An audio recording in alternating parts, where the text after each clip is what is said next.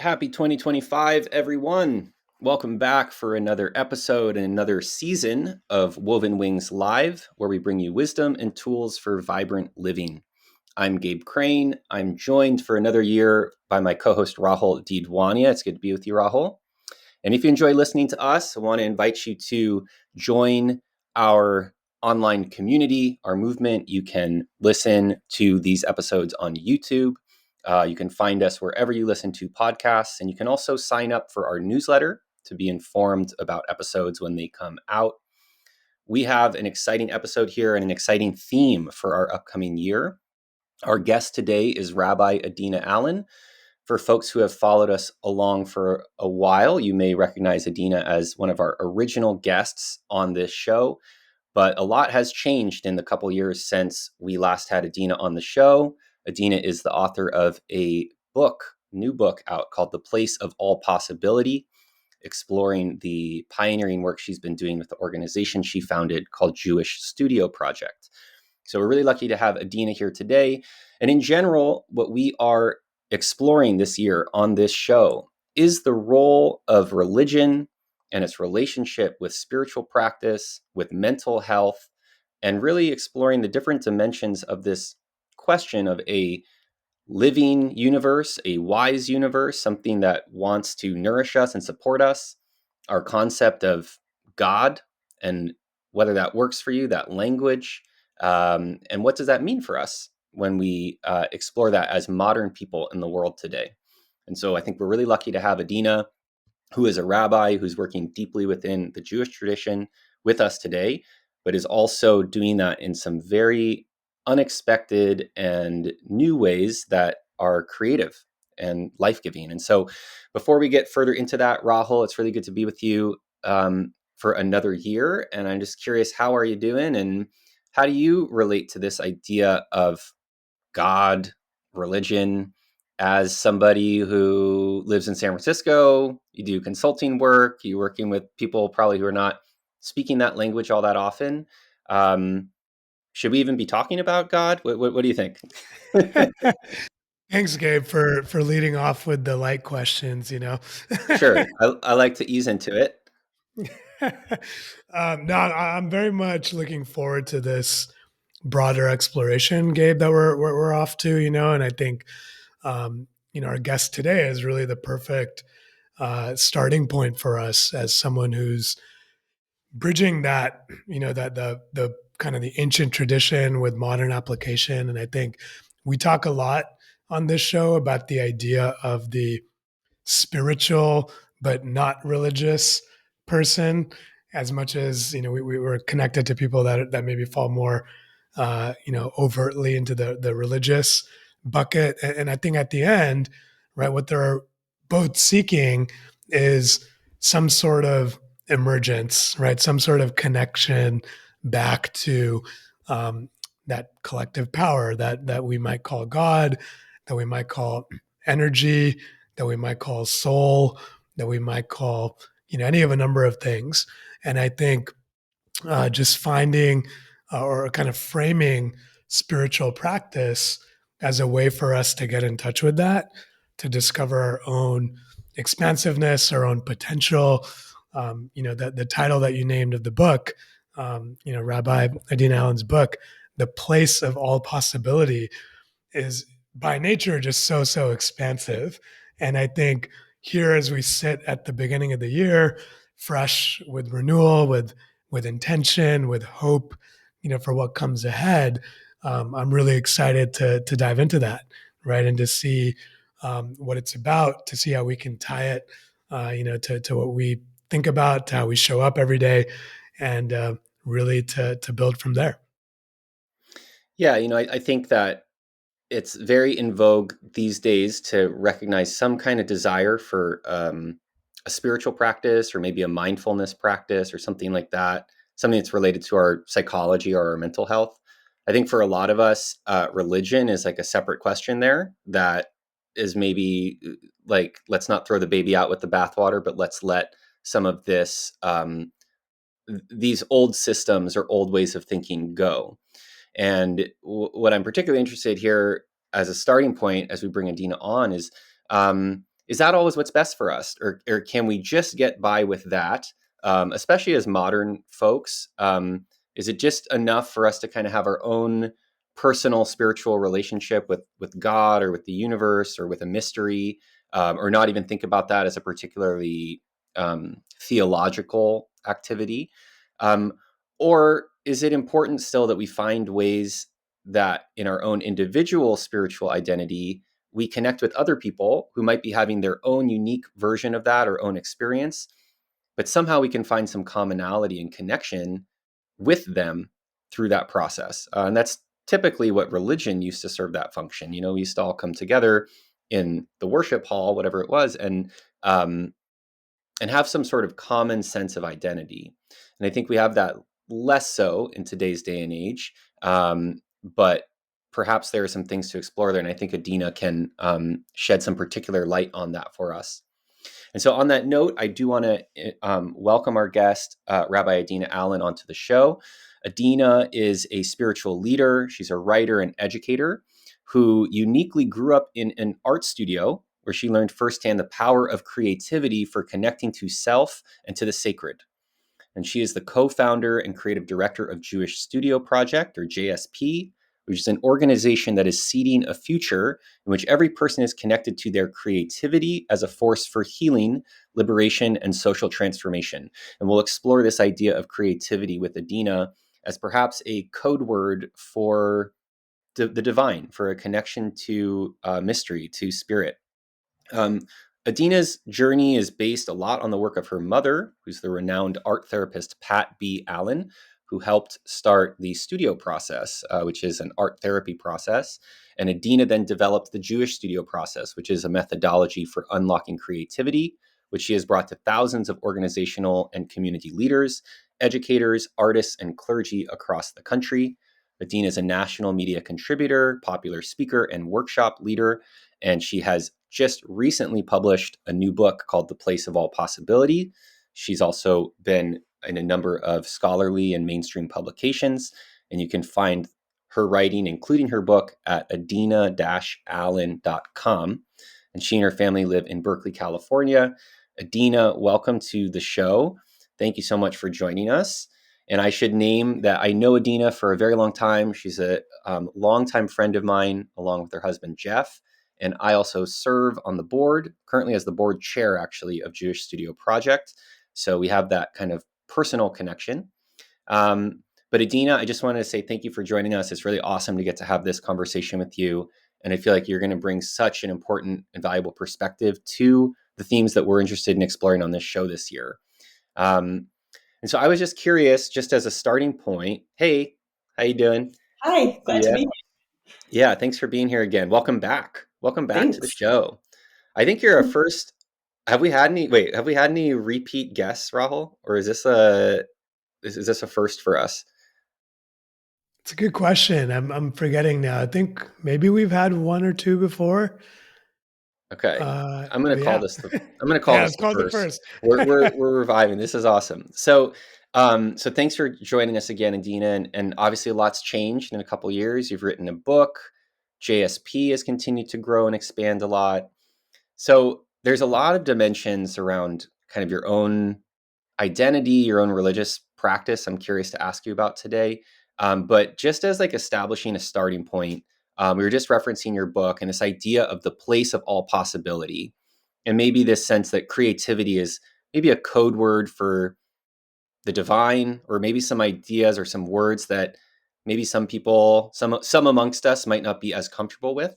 Um, what is the place of all possibility? And can you help us understand and connect with that from wherever we might be coming into this conversation from? Yeah, again, I love that you start with the easy light questions first. We'll just ease Yes. right. Who is God, and what's his mailing address? I need to get in touch with him. God is everywhere, so that one's easy. But um, the place of all possibility, I do think it's connected to what is God and what is creativity. What is that place of aliveness, of where movement can happen, of serendipity, of generativity, of places where new connections, things can remix and reform so something new can come out the other side. Um, For me, I've found the place of all possibility, both through Jewish tradition and specifically through the process of text study that is bequeathed to me in Jewish tradition that I'm happy to share more about, and I think can be a tool for anybody of any background, religious or non, in this day and age. And I've also found the art studio, as you mentioned, growing up with my mom, having the privilege of having the studio be the biggest room in our house growing up, a place of all possibility where one can really go into working with materials as a place of exploration, of not knowing, and seeing and discovering what resides underneath the intellectual surface of all that we think we know and understand, and to create a place where something new can come to us and through us, where whether that's collective consciousness, whether that's God, whether that's emergence, whatever words we want to use there, where we can open ourselves as a portal for something new and not yet known to move to us and through us. So whatever techniques we have, and I just spoke of two that have been relevant in my life, but I think there are many that bring us to that place of possibility, of emergence, of collective um, consciousness transformation. Yeah, and so there's a lot of dimensions to the work you do. We're probably not going to be able to get into all of those in detail today, but just to bring listeners current, right? So the Jewish studio process involves engagement with some element of traditional texts, in within Jewish tradition, and then it's an art process, right? It's a process of you as the practitioner, the individual, going into your own creative process and being in relationship to those texts. And so I just want to highlight that part, and ask for your clarification there, because I think this is, I don't know if you would qualify that as a religious practice, the process, or a spiritual practice. But I think for many people, when they think about engaging with our, religious traditions, it's often thought about, it's not a place of all possibility, right? It's a place of like rigidity, right? Uh-huh. It's a place of connecting to what is eternal or somehow way bigger than us. And so I think it's kind of radical for some of us maybe to think about some kind of spiritual engagement or religious engagement as something that's full of possibilities, or where you are kind of combining this engagement with this tradition with your own, I don't know, your own transformational personal process with that. And so I think that might be unique. And I think it'd be helpful for listeners if we can kind of just get your take on how does that work? Is that valid? Are you allowed to do that? I didn't know that you were allowed to make changes. Yeah. Oh, there's so much just there's so many thoughts that just came up. Um, One is just the two lines in Jewish tradition that just came up. I mean, there's so many, but we say, Shiru Ladonai Shir Chadash, like sing to God a new song, and to like actually really take that seriously. What is the Chadash? How do we mechadesh? We say that God is the one who mechadesh b'chol yom tamid ma'aseh breshit, that God renews creation each and every day. So how do we actually, I guess what I'm saying is, how do we take those things that we say that are actually bequeathed to us in the traditional canon of text, actually take them seriously? And how is God going to renew creation every day, other than through living creation, us being partners with God in that work of renewal? So I got really curious. I'm like, okay, that's beautiful. How do we actually do this? So I'll just say a word. Also, you asked about the process. As you said, my mom, Pat B. Allen, created, or allowed to come through her, I would say, I don't think it was like a cognitive creation, the open studio process, which, as you said, is being used in cultures, across the world, which is really a very simple yet profound process of intention setting, art making, and then witness writing in response to one's piece and the process, which can be done both individually or also in a group. And what we innovated with the Jewish studio process is, what if before doing all of that, we all engage together in this traditional Jewish practice of text study? And the text, I think, can be, I'm very interested in the study of Jewish text, but I think the text study engagement part can be anything. How do we come together with other people and use a text as a way to, as a mirror to help us reflect back who and what we are today, as a way to have a conversation about, but also through, as a way to stimulate things that we might not already be thinking about. And then certainly if it's a traditional sacred text, as a way of bringing our own life experience, knowledge, wisdom, the questions of today to that text, and seeing what kind of alchemy can happen when who we are today and who this text is and this moment in time, which have never come in contact before and will never come in contact again, what kind of alchemy can arise from that unique interaction? And then engaging in the intention setting, art making, and witness writing to see, like, okay, what's been stirred up for me intellectually, cognitively, in this often in a communal space, and now how do I go into my own self and see, like, okay, what needs to be tended to, what's alive in me now from that engagement that now I can then process and see where God might meet me in that through the art process. So that's part of how I think about it. Um, but I think for any, yes, it's a spiritual practice. Yes, it's, I mean, whatever word you want to use, I don't really care. Like if those words are alienating, like don't use those words. But to me, it's about how do we actually let the texts and the practices of tradition actually move us, actually speak to this moment um, and the time that we're living in. So Yeah, so just to track what I'm hearing so far is this idea of the place of all possibility is the place where we're in touch with our creativity. And again, I mentioned at the outset that that title has really struck with me because I know that even at a very micro level, if I'm looking at the same equation in front of me, whether it's something to do, a problem to solve, a task to engage in, someone to talk to, it can either look like something very closed and challenging and daunting, or it can look like a place of all possibility. And the difference is simply whether I'm in touch with my sense of creativity or not. And so, and then what I think I heard you say is that this place can be accessed in a number of different ways. And I think you pointed to process and technique, something like engaging in art or something that's very, there's a set of steps to get started. But you also mentioned, engaging with a particular ideology or being in a certain space or institution. All of these, either individually or mutually, it sounds like, can help us get to that state or find that state of creativity.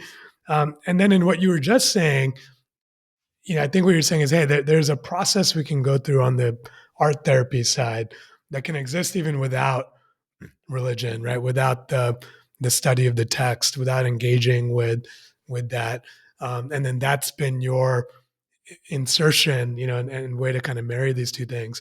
What's the value of that? Like, why connect the two?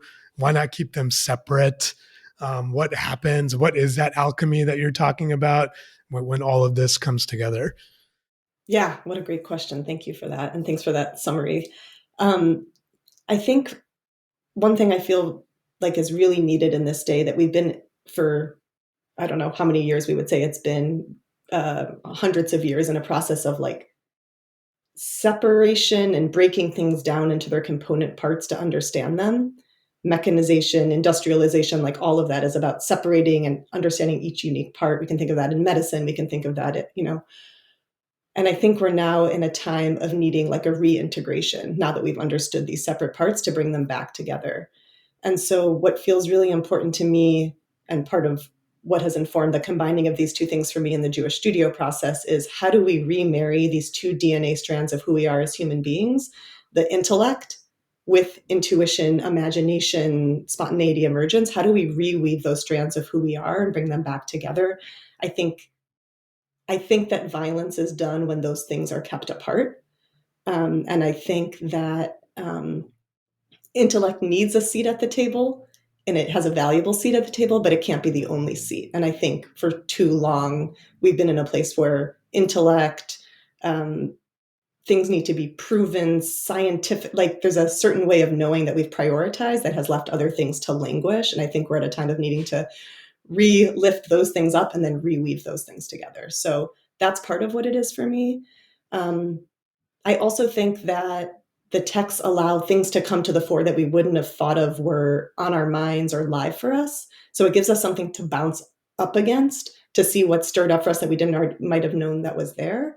And it also gives us a way to connect to other people collectively, again, whether we're part of quote unquote the same religious tradition or not.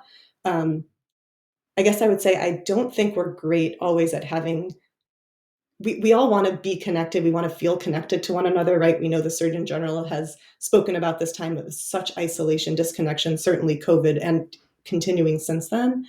But I don't think we totally know how to relate to one another often. And so when we do relate, a lot of times more damage is done than connection is formed, because we're flawed human beings with all kinds of, and we end up. So I think that when there is a text there to talk to, talk about and through, it's sometimes easier to find a way to connect when there's this like third thing. So that's another thing that came to mind as you were talking. And then the art making for me is then a way to be in parallel process with other human beings, right? Something that we know is really valid and talk about a lot in early childhood education, for instance, or parents think a lot about with kids at the playground. Parallel play, that's the first stage of learning how to connect and build relationship. But I think as adults, we also desperately need spaces of parallel play and process. I think people probably who are meditators and do that in community experience that, or a yoga practitioner, right? Like I'm in my process, but I'm alongside these other human beings who I may know or may not know. All of us doing our own thing, but doing it alongside one another together. And that's something that art making can also facilitate for us. Like when I look, even facilitating on Zoom at a Zoom screen of 200 people across the world, each in their own process, but we get to be held together, and we don't have to process each other's stuff. We don't have to hold each other's stuff, but we just get to be with our own stuff alongside one another. How healing and connective that is. Yeah, thanks, Adina. I mean, what you shared at the end there made me think a lot about the epidemic of loneliness you were speaking to with the Surgeon General. And so many of our, quote unquote, spiritual practices today that kind of derive from mental health related concerns, or thinking about how do we promote mind body health, for example. I think that's very popularized at this point. We've been able to establish as a culture more science around the value, the measured value of having that, um, but it it takes place so much in isolation still, right? Like the process of, okay, I'm going to meditate, or I'm going to go to a yoga class. And it sounds like there's not, I mean, I know the process fairly well myself, but it's not like there's tons of back and forth or interaction happening or commenting about each other's process that's happening in what you do. But nonetheless, you're looking at a text together, and you're spending time with other people. And as we've moved away again from that kind of more religious orientation in life, less and less Americans go to church or synagogue or care about those sorts of engagements for perhaps very valid reasons.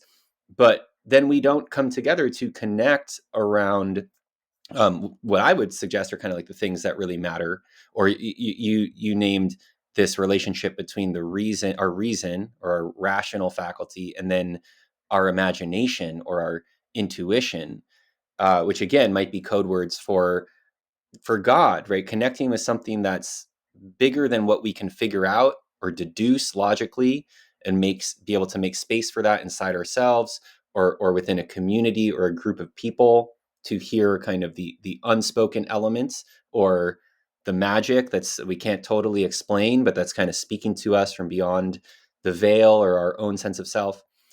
So I guess I'm just curious, within all of that, when you really start to think about that relationship between imagination and reason, and the community process that goes into that, it just really makes me think about, like, okay, can we back this up and talk about the God word, right? That the God concept here, like, where is God for you in all of that? Is God the whole process that's unfolding for all of us? Is it the imagination component that our kind of science oriented and rationality oriented culture has kind of starved out or doesn't trust to listen to that part? Um, is the God concept important, or can we kind of reduce all these things maybe to a different kind of language that we use today around, as I said, science and mental health? Is it really something that's more um, maybe less mysterious or theological than we thought about in the past? I think it's all of those things. And I think for me, it's like whatever language works for people. And often people are like, about our work, Jewish Studio Project, as you know, Gabe, like it's so hard to describe. Like, is it this or is it that or is it this? And I'm like, it's all those things. So whatever you need it, whatever you need to call it, like it can be that for you. It's an educational technique that can help you understand texts of tradition. It is a mental health and resilience process. It is a spiritual practice. It is a prayer practice. So I think breaking down the binaries and the boxes that we keep things in and letting things be like more than one thing and giving ourselves the freedom to say like it can be what it needs to be for you right now. Like no, you don't have to ascribe to a notion of God or my particular theology or whatever to participate in this, and this is the theology I'm holding as I bring this. I think it's a way to contact, make space for God, the divine, but it's also a way to just like work through something that's really hard or up for you in your life. And are those things totally different, or what's the relationship between? I think there's a lot of overlap between those things. Well, So that's a very oh, go ahead. yeah, just really quickly on that. I mean, so that's a very like inclusive positioning, and I know even when I was looking at um, materials on your book and on JSP, it's like the language is very much like, hey, this is for people of any belief or no belief, and really speaking to as broad a swath of people or an audience as possible. And I'm curious, like, how you arrived at that as the presentation for something that is also rooted, like you said, in a very specific wisdom tradition. Because I think, I could just as easily see the positioning of this being very much rooted for Jewish people and saying, hey, this is a practice and a set of practices and beliefs and whatnot. And that's built on that tradition. It's for people that come from that tradition or want to be part of that tradition. And of course, you've chosen a more open stance. How did you arrive at that? What is or was important about that to you? And yeah, curious if you can speak to that. Yeah, thanks. I think that I don't know, part of it may come from having a mother that's a convert and having a whole strand of my life and family that's non-Jewish, and just I don't know, not feeling like threatened by that and feeling connected to people well beyond the Jewish community. I think part is what I get most excited about is new interpretations that stretch my understanding of a text or a particular concept in ways I could have never imagined. And that requires being in relationship with people from many different backgrounds and perspectives and life experiences. And so I just find that incredibly energizing. And so I want more of that. And I also think that we're living at a time, given um, the challenges, as I got on today, we were talking about a particular challenge happening right now, the fires in Los Angeles, right? But like climate change or the rise in fascism, many of the challenges that we face that aren't just affecting one particular group, they're like life on Earth more broadly. And so I think that it's a time in which I think all of the wisdom traditions have something really valuable, many valuable and important things to offer all of us. And I don't know how folks from other traditions feel, but I feel like Judaism, this process of text study, of chavruta, of paired learning, of rigorous looking at a text and holding multiple truths as once, which are all sort of held up as valuable within this process of Beit Midrash, of textual inquiry and study, as one example, are things that could benefit the whole world right now. And I mean that not in like a proselytizing way, but in I want to make that available to anybody who is seeking and can benefit from that. And I can understand that for so long, Judaism's riches, I feel like, have been very protected and kept close given the history of Jews across millennia. And I feel like we're living at a time in which I want these gems to be available to anybody who seeks them. And I don't feel, I, as a rabbi, as one of the holders of tradition, I don't feel threatened by that. I feel incredibly excited and stimulated by that. So I think we can have both. We can hold on to tradition and what it's been and open it up and have it be infused with new voices. And those two don't have to feel at odds with one another. If you're listening to this episode, I would encourage you to just pop onto our YouTube channel and look at the background of Adina's office and screen, because it's full of her art. These are all your pieces. Is this right, Mm-hmm. Adina, behind you? So it's full of her art from doing this process and from engaging in this way. And I think in your broader presentation, Adina, I don't think you probably come across as most people's concept in their mind of what a rabbi, looks like, or a religious figure and leader. And I find that part to be so refreshing and important. But I guess I'm kind of curious, I think you've been speaking to it, but kind of how you carry that multiplicity of identity. When I say that you don't look that way, I mean, maybe there's certain identity factors in that, right? You're not with a big beard and a hat and from, like with a strimal, but like, but also it extends beyond that. I feel like, and knowing you pretty well, being close friends with you, you have a very modern sensibility, I guess I would say, right? I mean, I think that, I won't speak for you, put words in your mouth about your orientation, but I feel as kind of like a modern person, now I'm in Hawaii, but living in like the Bay Area, I could run into you on the street and it's not like, oh, here's a religious person, right? It's like, here's a person who's, perhaps kind of deep and profound and might have some things to share with me. But I'm just kind of curious about that presentation within yourself and kind of holding that multiplicity of identities and perspectives, um, and have a follow up to that, which maybe I could ask you right after. But maybe just to start there, how, how do you do that? I mean, do you, especially carrying that title of being a rabbi? Um, what's your experience of life kind of moving around in 2025 with that title, doing the work that you're doing? Well, it definitely feels easier now than it did in the beginning of my rabbinate in terms of just being able to garner the kind of respect and I'm not a man. I think that's really like the baseline thing, and then I'm younger and I dress like this and all those other identities.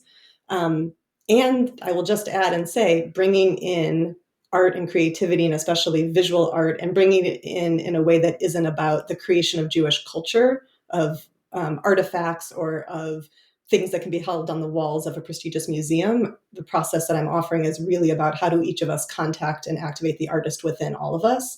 Um, I think there's a lot of fear around that. There's a lot of resistance to that. And I think, yeah, it's been a journey of garnering like respect for that. Because just to name, I think a lot of those things are feminine, to be honest. And much of this work, I think, is about how we can integrate the feminine and masculine that exists within every single human being, regardless of our gender identity. And for so long, all of those feminine aspects have been derided, dismissed, seen as nice to have. And I even feel that I was just presenting at this conference this past weekend and just thinking about the amount of time and care. This is going a little far from your question, so I apologize, Gabe. I'll try to circle back. But the amount of time and care that it takes to lay out a table of materials and set the table for all these participants coming to do this work, that's an act of like care. It's a feminine act of hosting and preparing. And I was saying to this group of people, we have the Shulchan Aruch, which is, the word means the set table, and as you may know, that is like the formative work of halakha, of Jewish law. But I was saying this is a different kind of Shulchan Aruch. This is a different kind of set table. This is a table set with supplies, with color, with texture, with materials for you to get to go in and do the work of contacting your inner world. So it's been a journey and continues to be around that, honestly. But I think just being, I think, who I am and what makes me excited and feel alive and feel like the clothes or the whatever that feel most like make me feel like in a place of pleasure and aliveness. Because I think as spiritual leaders, what we need is to be in contact with our own vitality and aliveness, and that is what will allow other people to do so.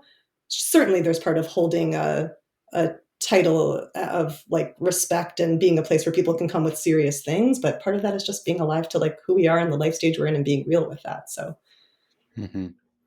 Yeah, well, and so I really appreciate that. And the follow up question that was in my mind, which relates to this, is, as we're speaking, I hear the voice of like a big bad wolf, like on the edges of the conversation, and that voice is kind of very dismissive, right? It's like it's saying, and I appreciate you brought up kind of the gendered component, or the feminine and masculine component. So this voice, I think, is more masculine and it's more traditional, and it's there on the sideline saying, this is all BS.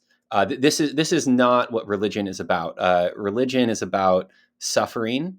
It's about shock and awe, and it's about submission to some like higher power, and all of this stuff you're talking about makes me uncomfortable, or I disagree with it, and I highlight this because, again, like with our broader theme of what we're looking at this year on this show, I think this is one of those points where people tend to bifurcate, folks who are of this persuasion, or if they're even listening to this, they're probably not, but if they are listening to this, they're hearing what you're sharing, and they're saying this is BS, or this is a psychotherapist masquerading as a rabbi, or this is someone working in mental health that's like co-opting religious traditions and twisting them around to kind of meet this new feminine in vogue movement. And then meanwhile, the world unfolds and we have religious wars, and we're all getting ready to blow each other up. And but maybe some of us will feel good about it while we meditate in our rooms alone while the bombs drop. So we need Wow, to theme. get over this. I sorry, I'm betraying my own perspective, but we got to get past that, right? And so I'm just curious, like that voice, that person's not here embodying that, but I try to give voice to it, and it's certainly a strong voice that's out there. Um, how do you respond to that? I mean, how would you invite that voice to kind of open themselves up a little bit more to what you're talking about? Totally. Um, the first thing I want to say, just I don't think I've ever heard it from anyone actually that strongly. I'm sure there are those voices, but I just want to say over the 10 years that JSP has existed, we have now worked like, as you know, like across the Jewish denominational spectrum and beyond the Jewish world. And so as much as I do think that those voices exist, I also think that there is a deep longing and recognition of a need for this kind of work in the Jewish world. So just to give people credit, from Reform to conservative to even within the Orthodox world, there has been reception and embracing of this. So just to name that. And then to say, I just feel a deep sense of like compassion and wanting to like hold that struggle and hold people in that struggle, and I have no need to force anybody into this work. So like when the time is right and you feel moved to, if that ever occurs, like you are welcome here, and I'm not out to like force anybody to do that kind of work. But I also think that holding the intellectual, the rabbinic, the deep, as you know from reading the book, it's very deeply grounded in Torah. And maybe I'll just share briefly, but in working on this book, I was working with a mainstream agent and had brought it to mainstream presses and got reception there. But they said we could publish this if you made it 60% less Jewish. Basically, if you took out the Torah grounding of this book. And as you know, I struggled with that. I was like, well, maybe should I try? And then like the muse and, well, I say Shekhinah, the indwelling presence of God that was a part of this project, completely went away. And it was like, no, that's not what this book is. And so to say this work, I think it's very clear to people who are rigorous scholars of Torah that there is rigorous Torah and scholarship in this. Whether they resist it or not, like I think you have to recognize that. So I think that's also part of going back to what we talked about a little bit in one of your questions earlier. Having that intellectual grounding allows people who are much further from the intuition, imaginative place to be able to like start to come in, to find their way in and feel like, okay, there's something here that I understand, that I am familiar with, and now I can begin to open to the parts that I'm not. Yeah, the piece that I'm still grappling with, and maybe it's another side of Gabe's voice, or Gabe's made up voice, is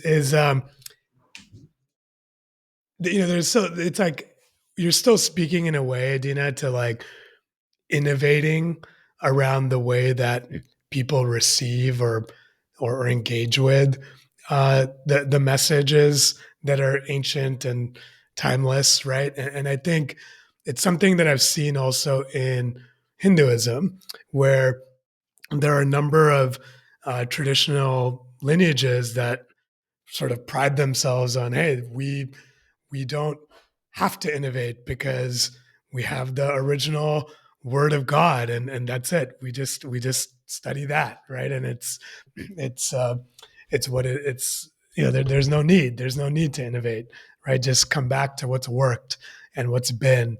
And then there's a sort of other school of thought that's like, hey, no, there's always room to update the way in which we engage. The truths don't change, but the way in which we engage can change, and that doesn't take away from it.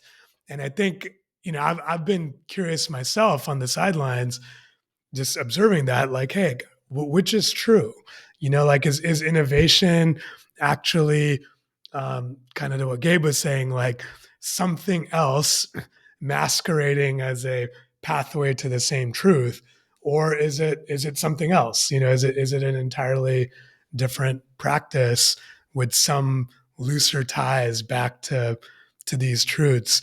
And I'm in a way almost arriving at the same question that Gabe was asking, but maybe if I were to hone it from my point of view, like, what do you think is the role of innovation, or innovation in the way in which we engage texts, knowledge, study, connection, unlocking of our own divine selves in practice? Like, what is the role of innovation? Yeah, thank you for that. Thanks for that question. I think, and I can't speak to Hinduism or other traditions, so I'm curious if there's a through line that connects Judaism to other traditions in this way. But I think Judaism, and I think anyone who's a rigorous scholar of Judaism would have to admit to this, has always been a tradition of both holding that seeming binary as like, actually you need both parts for the truth, both of innovation and of preserving tradition. And I think that actually tradition can only be preserved when there is innovation and creativity. That's the only way it stays alive, and then that Jewish continuity, for instance, will continue. um, Judaism, as listeners may know, was originally a sacrificial cult in a temple where sacrifices of animal and libations of water and oil were brought. That was ritual practice. And when the temple was finally destroyed, and then the Jewish diaspora, that couldn't happen anymore. Okay, so then people leading Judaism had to decide, okay, what are we going to do? It was a forced innovation, right? They would have held on to it, many people, probably for as long as they ever could have, but that was no longer possible. So now what do we say? Okay, we've innovated that. Oh, the temple that used to exist, now that temple exists within ourselves.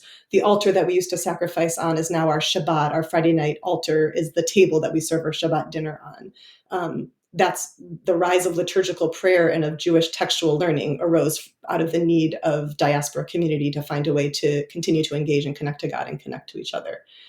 So I would say it's inherent in Judaism.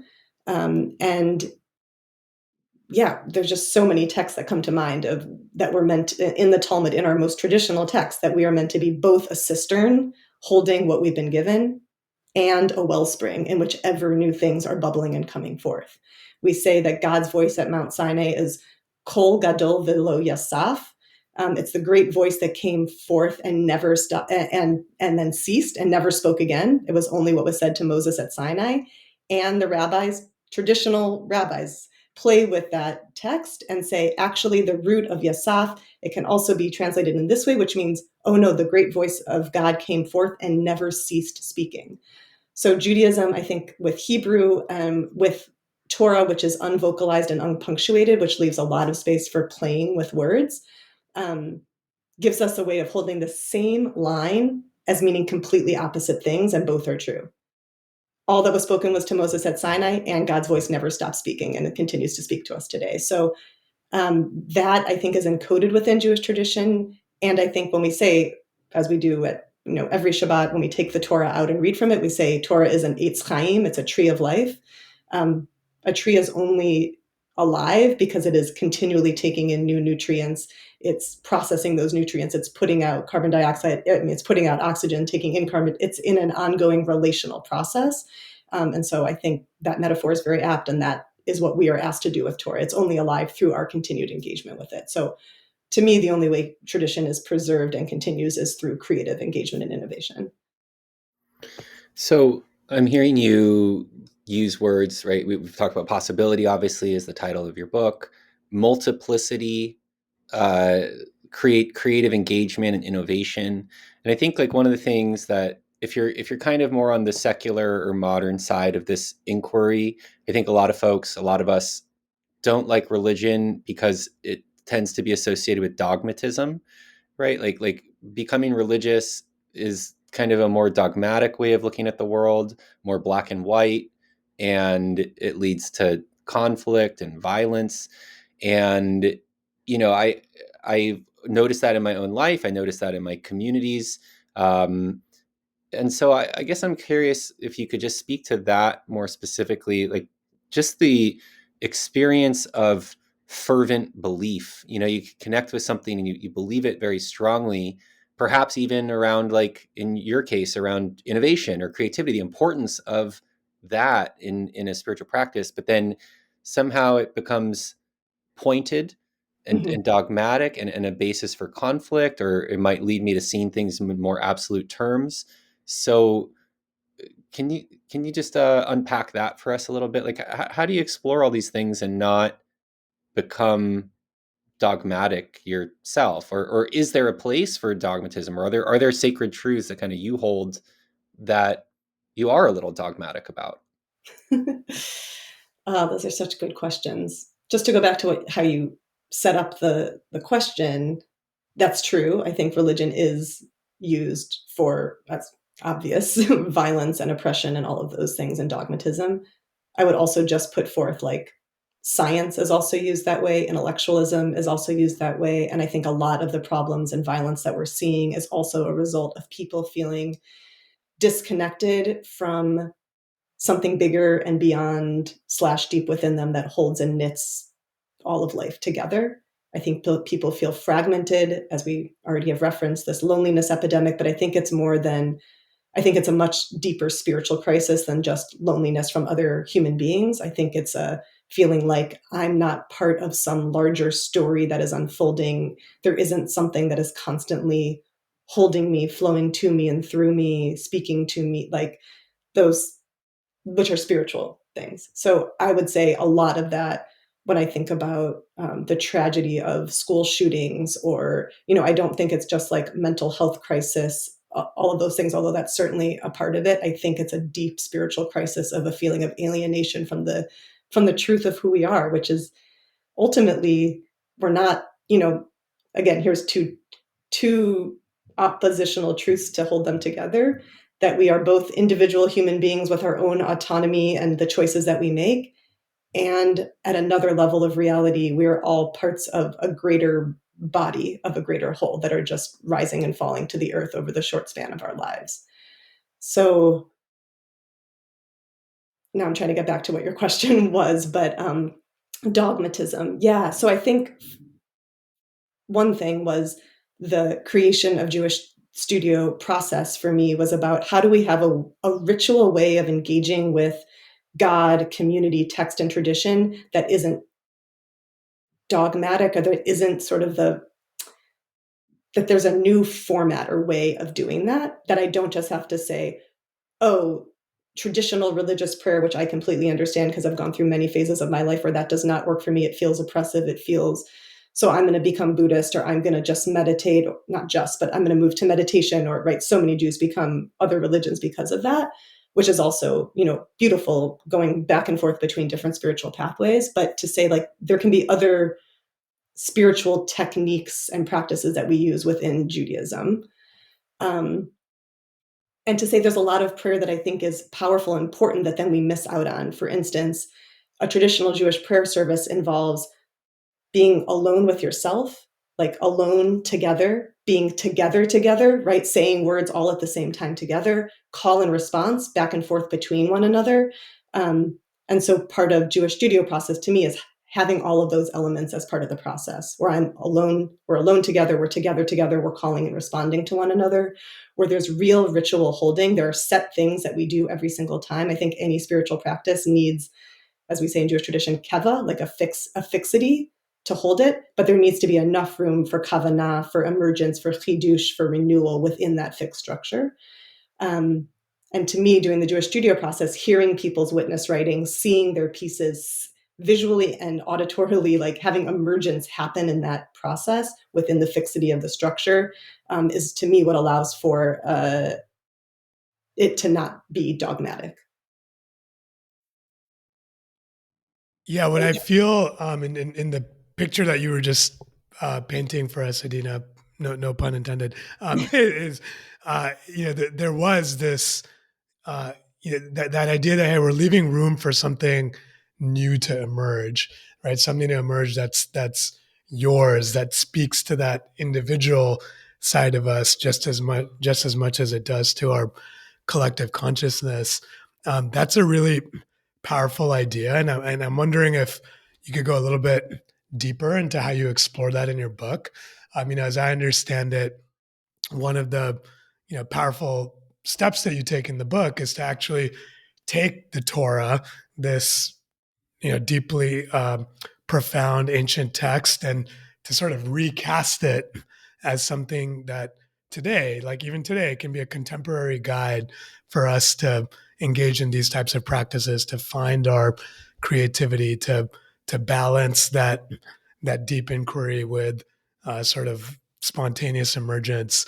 What does that look like? Like, if you could just take us a little bit deeper, I'd be very curious to understand it more. Yeah, do you mean deeper into the process itself or some of the Torah, the text in the book? I'm happy to A go. little bit of both. Yeah. Just like, how does it flow from that? Or how does the practice flow Flow. or connect to the Torah? Like, what does that all look like? Yeah, sure. Well, I've already cited a couple of the texts that are powerful to me that we talked about in the last question. Um, but really, I mean, the foundational text I would say are like really the opening lines of Genesis of the creation story. And another reason, just to caveat of saying why I think this is both important for Jews, but people beyond Jewish affiliation or identity, is at least in this country, the Torah, or what the Hebrew Bible, however people refer to it, has become infiltrates all of our lives in ways that we might not even notice, in terms of our judicial system, in terms of even like notions of like gender from Adam and Eve, Shabbat and the work week. There's so much that informs our culture that I think we don't even see that is rooted in Torah. So I think when all of us can come and recast and re-understand those verses in new and enlivening and life-giving ways, it benefits all of us. So just to say that. Um, but the Torah opens with the notion that God is a creative force. Breshit bara Elohim are the opening words. In the beginning, God created. Um, the act of creation is the primary thing that we learn about who God is and what God does. And that part of this book is recasting a theology sort of away from God as solo actor, as dominant, to say that, we're told that God created the world from nothing and that's how God is so powerful, of really taking a look at the words that come next after Bereshit bara Elohim, in the beginning God created. It says, and the earth was tohu vabohu. It was chaos and void. There was darkness on the surface of the deep. There was this darkness, there were these waters, and there was this Ruach Elohim Merachefet, the breath or the wind or the life force of God hovered above those waters and above that deep. So to me, I'm like, wow, it doesn't sound like there was nothing there. It sounds like there was a lot happening. And then God brought God's creativity to that. And, I'm less interested in like, is that all a part of God? Is God separate from that? That feels sort of less generative to me. What does feel generative is that a few verses later, we're told that human beings are created b'tselem Elohim, and in the image of this divine creative force. And so, how do I look to God's creativity as a way to help me activate and connect to my own creativity? If God is one who works with the chaos and the void and the darkness and the depths to bring forth the world, then that is what I'm invited into. That's what all of us as human beings are invited into in the divine image, to work with the chaos and void, the darkness and the depths within ourselves, to recast darkness, chaos, and void not as something bad, but as something where deep generativity resides, that maybe is obscure or not yet known to us, and from which all life and all generativity will arise. So that's, to me, I'm like, wow, that's just right there in the traditional text, how powerful. And yeah, so I wanted to offer that, if that helps answer the question. Yeah, it's almost like God wants us to do something with him, her, them, would like us to play a role, or maybe needs us to play a role, um, in executing whatever this plan is, or maybe making it a little bit nicer or prettier or more enjoyable. Um, and I think that's a very, very profound possibility that you're putting out to us. And I think within that, I mentioned there at the end that idea of enjoyable. And I think that would be one last element I really like to highlight and explore here.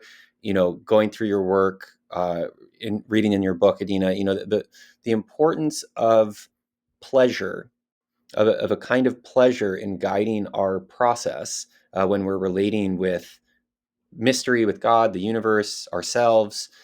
And that word is so like politicized also. It's like pleasure, ooh, it's dangerous. Similar, right? Like that old story is like religion is about suffering. It's about the denial of pleasure, or the lifting up of our base carnal instincts to some kind of like higher power. And I'm sure that dogmatic curmudgeon on the edge of our conversation does not feel good about the presence of pleasure in this process or conversation. And so I'm curious for you to speak to that. How does pleasure work as a principle for personal inquiry, or even as a principle for connection to spirit or to the divine? And is there is there some qualification that makes some pleasure part of that, or some pleasure not? Maybe you could help us understand that. Oh, yeah. Thank you so much. Well, I want to start just by saying, again, the idea of pleasure as a conduit to God is also rooted in the core canon of Jewish tradition, right? We have the idea of oneg Shabbat, of like on Shabbat, on the Sabbath, we're meant to just like delight and like relish in Shabbat. And we also have within Jewish mysticism, and certainly within the Zohar, which is the foundational mystical text of that strand of Judaism, these descriptions of new interpretations of Torah that people have, rising up to God, and God like kissing these new interpretations and crowning them with crowns and like delighting in them and like loving them. It's like this deeply, I mean, there's an eroticism in it, there's a pleasure in it, there's just like this delight. And so perhaps at the time that was written, meaning just those sort of revered scholars who were engaging in the practice of Zohar, who are a part of the Zohar, are the ones whose interpretations were celebrated. But I just think we can take that notion and say anytime, and I feel that spiritually, anytime some kind of new resonant understanding or interpretation comes forth, I'm like, ooh, like that resonance, you feel that pleasure, and I feel God delighting in that with or through or alongside us. And as part of the Jewish studio process, pleasure, as you stated, it's one of the foundational rules of the studio. We have 5 rules, and the first is follow pleasure. As you said, that word has become really politicized, and it's also being reframed by so many powerful thinkers, including Audre Lorde, Adrienne Maree Brown, others, certainly in the Black feminist movement, who are, have given us beautiful texts about reclaiming pleasure. Part of it to me was using that word specifically to reclaim it. Pleasure is seen as, dirty, disgusting, something we need to avoid at all costs.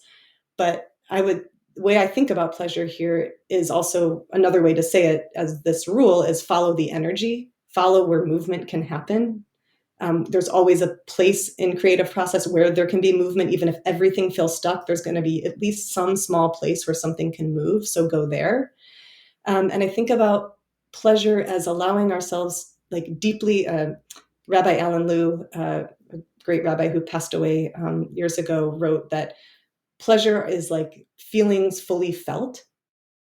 So I think we could say it's not just about like feeling good in terms of just happiness or the light or quote unquote positive emotions, but grief fully felt, there is pleasure in that, because we're not blocking the flow of energy of emotion as it's trying to come through. So in this process, the idea is to move from the intellectual engagement, which is a certain kind of pleasure, into the non-intellectual following of pleasure, as opposed to I must make this, I must represent this, but following pleasure as just like a way to open, right? When we're not in a place of pleasure, we're constricted and closed, and just think about how are ideas, consciousness, energy allowed to move to us and through us if we're constricted and closed. When we're in a state of pleasure, we can relax, we can open, and then things can serendipitously, naturally, in their own natural time, in their own way, rework, reform, integrate, and God can move to us and through us. So that's really the point of that rule of the process. Yeah, as you were talking about pleasure, again, I was going back to some images from the Hindu mythology and traditions that I'm most familiar with, and often the like the images that are depicted of people that are deeply in prayer or in connection with God um, are ones of joy, are ones of pleasure, ones where there's a pleasure to devotion, there's a pleasure to service, to connection, to even to submission, right? Even to what the curmudgeon was talking about, right? As far as submitting to this greater power, it's like, oh, it doesn't have to be so serious. There's actually a joy to it that can be a signal or maybe a manifestation of what that divine connection looks like. And I think it's very easy to lose sight of that because I think there's also, when we talk about pleasure more broadly, something that I know Gabe and I have talked about a lot on the show, it's like there's the Netflix epidemic, right? Of just like what we consider to be pleasurable is maybe hedonistic or escapist, right? Masquerading as that soulful pleasure that you were describing, Adina, or that's depicted in these images that I'm talking about. And I think that pleasure, and so maybe I'm drawing a distinction between types of pleasure. That pleasure is not only beautiful, but it's a guide, like you said, right? It can be a signal that, hey, go in that direction. If you're not sure, trust that to take you where it needs to go. And I think that's really powerful. Coming to sort of a different point here, also tracking where we're at on time here. Curious, if we were just to broaden this again to that theme that we're exploring here on connecting with ancient tradition, connecting with spirituality, finding, the version of spiritual practice or spirituality that resonates with us, as people moving through the world today. Is there any advice that you would give, Adina, or anything you would suggest to people that are maybe not rooted just yet, in a particular set of practices or in a community or in a way of thinking or a way of being?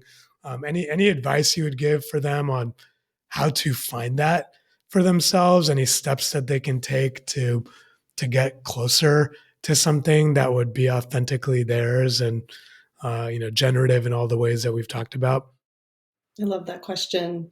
And I love connecting it to that beautiful description you had of pleasure that you were building on, of part of, to me, just to go back to the pleasure and connect it to what you're saying, learning to be in touch with our own sense of pleasure and where the energy is flowing is helping ourselves become our own authority, which I think also is a resistance tool against dogmatism. Like, does this land for you or not? And how do you know that? How do you feel the resonance? How do you feel when this is just challenging, but it's challenging in a good way, or this is challenging in a way that is actually like harmful to me? And how to learn those like micro subtle distinctions. So I would say learning to be in touch with your own sense of intuition, and not just because something feels a little hard or challenging, right? I think it takes, any spiritual practice is challenging. It's not all ease, and that's part of what makes it a powerful and useful spiritual practice. But when is the challenge the challenge that's the right challenge for you at this time, and when is it like, this is actually oppressive and harming my sense of self, my etc. I would say to give yourself permission to move between things. I guess I would just say, looking at my own life and spiritual practice, for the last 10 years, me and my family have not been members of a synagogue, a lot because I've gotten my spiritual needs met through Jewish Studio Project and other things. And at this point in my life, joining a conservative synagogue, conservative in the, I guess, small c, not like politically, but in the conservative movement of Judaism, is like what was right for my family and my kids. And I get a certain kind of spiritual need met through that. And that's right for me right now. So just allowing ourselves to be where we are in our life and open to like, what's the need that I have here right now? And trusting one's own gut sense of like, is this right for me? But giving oneself enough time and something to really try it out.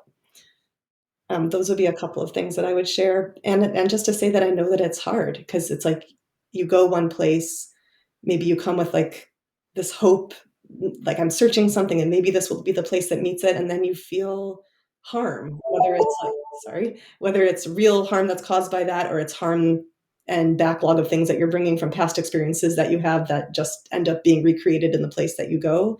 I think all of those things can happen. So I think also just doing our own psycho spiritual work and seeing like what we can unpack and what we can learn from each of those experiences. But just, yeah, holding people with a lot of tenderness, because I don't think it's easy. And sometimes we come seeking and we're not met, and just acknowledging how painful that can be. And so, just on that last point, Adina, around seeking and not feeling met, we've touched at multiple points in the conversation today about loneliness and isolation. And so, there's some element you're talking about here about, going inside, getting in touch with something inside ourselves that allows for possibility. And I guess I'd be curious just to hear, do you have any suggestion for folks reaching out to connect around that beyond themselves or with one another? That can be such a fraught process and experience in today's day and age. So, do you have any suggestions for how people can actually not just be with themselves in that room, but actually make connection with other people who might be having a parallel process, and create connection around this kind of inquiry?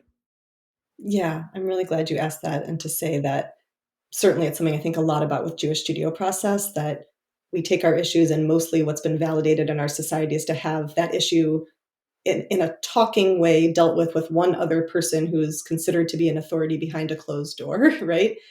That may be, and nothing wrong with therapy. I think it can be very useful and powerful, but that cannot be the only way that we're engaging with the struggles that we face.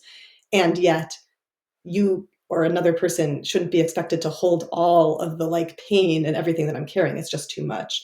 And so what I have found valuable in the Jewish studio process is getting to be with what's live for me alongside other people. So whether it's that or any other context, I think of a yoga class. I think of, where a practice where the instructor is really kind of inviting that into to someone's practice, or a meditation sit, again, where we don't have to be the expert, or even like we can just hold with compassionate disinterest, but we get to be alongside one another in the same room. What are experiences that we can have? And I think expanding our notion of what community means. Community isn't just the people where you know every single thing about them and you're showing up for them every single day in a hands-on, way. But like community can be people you come together with once a month and have this practice where you actually know nothing about their lives, but you're sharing in this particular experience. And that is a super valid and important form of community. So just expanding our notion of what community means and looking for places where we can be in parallel process alongside one another.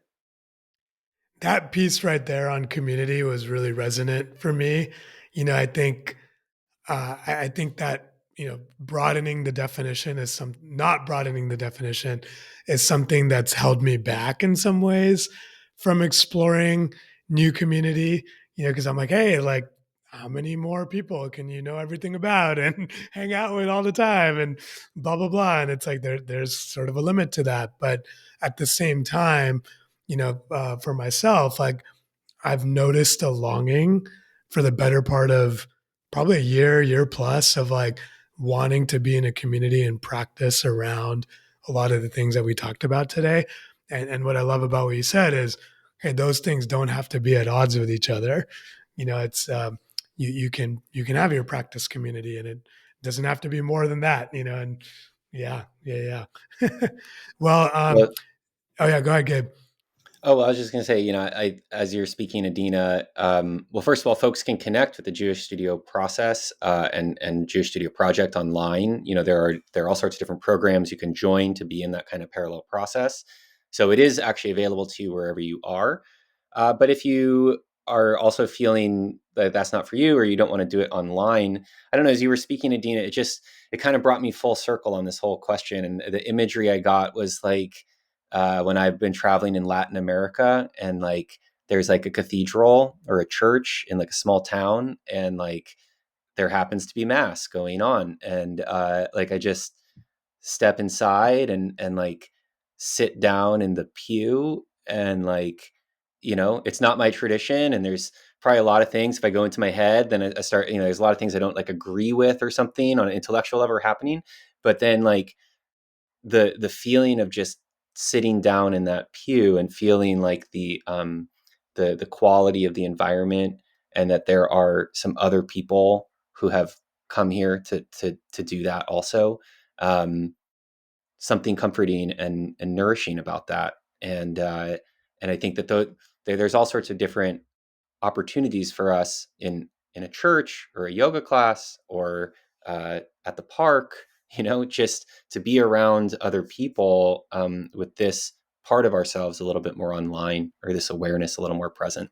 So I really appreciate just kind of, yeah, being brought full circle on that, and really all of what we've touched on today. I mean, you're just such a wellspring of wisdom and insight, and I think it's something we sorely need in today's day and age, Adina, of just um, someone thinking openly and expansively about this, also thinking critically and incisively, but inviting us into some kind of process that allows us to make this our own, and create meaning and connection in our lives, not in the past, or not in some tradition that existed, or in some future self, but in our current lives and in today's day and age, and the difference that makes in life, in our individual lives, and in the culture or society that we're creating together. So thank you so much for joining us and spending this time speaking with us. I don't know if there's any last essence or ikar, as we say, of what you might like to share with our listeners. But I'll kind of give it over to you for the last word, and then we'll close out our episode for today.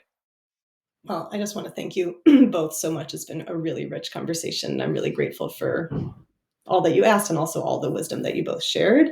And grateful to all the listeners who will tune in. And just to say, just building off of the last thing that I heard you saying, Gabe, any moment when we drop down and into the fullness of the moment, and drop down and into ourselves, can be a spiritual moment. Like going back to the place of all possibility, it is ever always available to us. We are never cut off from it, no matter how difficult the world or our particular life conditions will seem.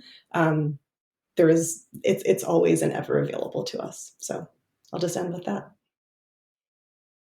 Thank you so much for that closing message, for this time, and as Gabe said, for your wisdom and for your thoughts.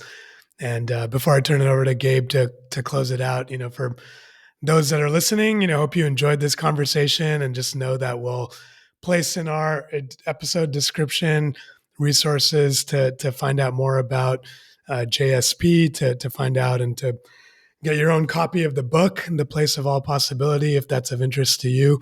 And again, just thank you so much, Adina, for this time. And Gabe, we'll turn it over to you for a final word. Yeah. So thanks for tuning in and joining us today. I hope this conversation was helpful for you. We are going to be exploring these topics throughout this year, looking at these deeper questions of spiritual practice, religion, community, and connection with one another. And how do we actually create the world that perhaps our great religions promise to us, or perhaps the world that we would like to see and create together? And how could we maybe do that in ways that are authentic to us in today's day and age, coming from all the different backgrounds and perspectives we come from? And how can we do that in a way that we don't still end up in our own lonely silos?